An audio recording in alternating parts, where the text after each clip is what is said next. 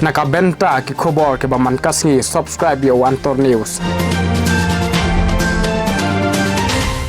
Kaseng FKGGP Southwest Kasil District kalayang scam halaka nong rem ban persya ya ka jingti bat klong yo uranium napo ka District Southwest Kasil District. Kaseng kala ong syusyuru ba wat lada ka sorkar India kampat pendam ya ka plan banti yo uranium napo ketika district. Henry Horkit Hordang kaseng FKGGP Southwest Kasil District kan Island dan lay ban klong yo utay marpo kendel. Lada ka sorkar India ni ka sorkar jela kinle da kabor kaseng FKGGP ru ka kloy banyeng persya na kabenta ka ribat ka jay benriu wat lada ka snam kan jaw Hamadan laong walking president usam la kines nonglay. Hadin bangi nakliyang yung kaseng FKGGP Southwest Kasil District nila yung ilang baki kot kubor ba nakliyang yung kasorkar India ka kampat pen sange nga plan banti uranium mapo yung ka district ke jongi kung mangilayo igi katukan ni kita lagi sinong ke baka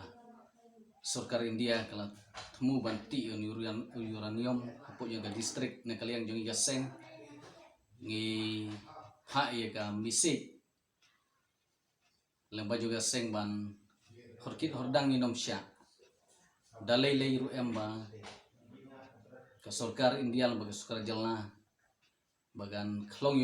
uranium badon hapo yung district ke jongi ban nagaliang jongi ka seng ngipha ni ka misik banginom island banti yung uranium ubangi kum ka seng nilai persya nadu kipor ki bamensua bat haduk mentah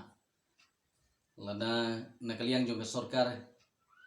kalek non bor nakaliang jong seng ngila long ki balak loy ban yeng lah ganong galenti ban persya habiade ban uranium tingi yang kanong rim ka baskem ba Horkit Hordang nginom sya ya ka sorkar India bakanti yon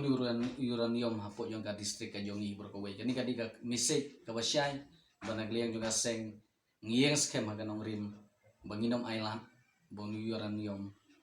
ini yok man klong na po niya district ka jongi what habiade kino kilang keban nakaliyang yung gaseng ka jongi ngiyang scam haganong rim blessed board